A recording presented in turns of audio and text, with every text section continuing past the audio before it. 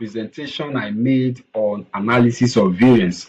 So if you have not seen that video, I would recommend that you check the description of this video. You may need to watch that video before you can understand what will be discussed in this particular presentation.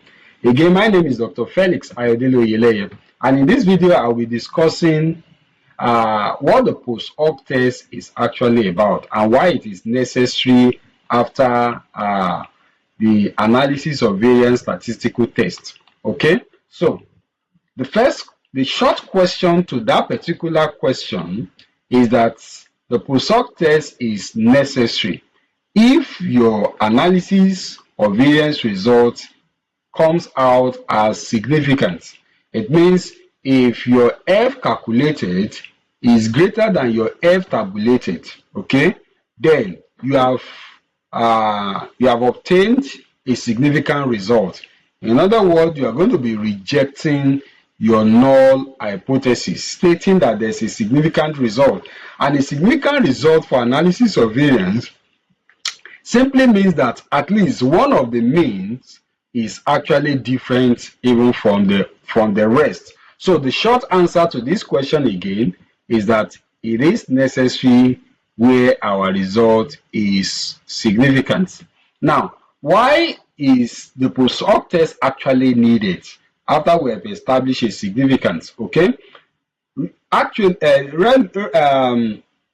in a clear term, the analysis of variance tells you that there is a difference, but where the difference lies is not indicated. It does not tell you where the difference actually lies. Okay, and that is why we apply the post-hoc test. So this is actually a limitation of the ANOVA statistics. Okay, at least you know one group is different, but you do not know which specific group actually differs. Okay, so the role of the post-hoc test, therefore, is to help you establish through a kind of pairwise comparison among the group, okay, to establish where the difference lies.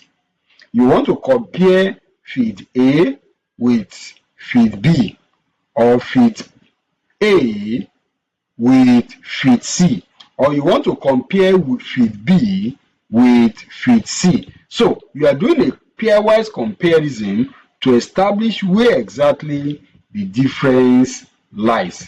So in the example I gave in the previous video, again, if you have not watched it, please take your time to watch that video, like the video, and also subscribe. So if you are taking your time to watch that video, you can appreciate the example we gave, and this is like a continuation of it. So in that particular video, we arrive at a significant result. Now we want to establish where is that particular difference coming from. Is A actually different from B, or is A actually different even from our C, or is it that B is different from A? And that is the question that our post-hoc test actually attempts to answer. Now, there are different types of post-hoc tests we have. The common ones are the Turkey, the Bonferroni, and the Sheffield. These are the three common ones, but most commonly used is the Turkey HSZ. Okay, it is a post-hoc test that gives us insight into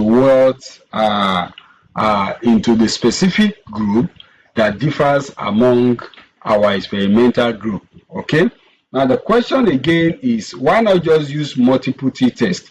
I've attempted to answer this question in the previous video, where I said that using multiple t-tests will increase the concept of type 1 error, which gives false positive error. So but post-hoc test will control the error rate when we apply it. So basically, as a decision rule, if you have conducted your analysis of variance and your result is not significant, then you don't need to conduct a post-hoc test.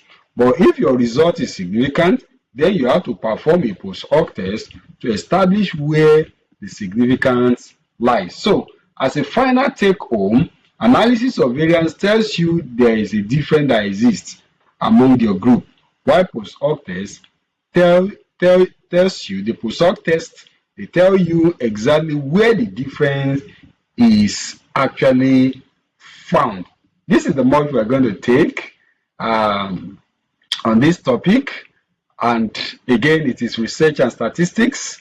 I'll see you in my next video. Bye for now.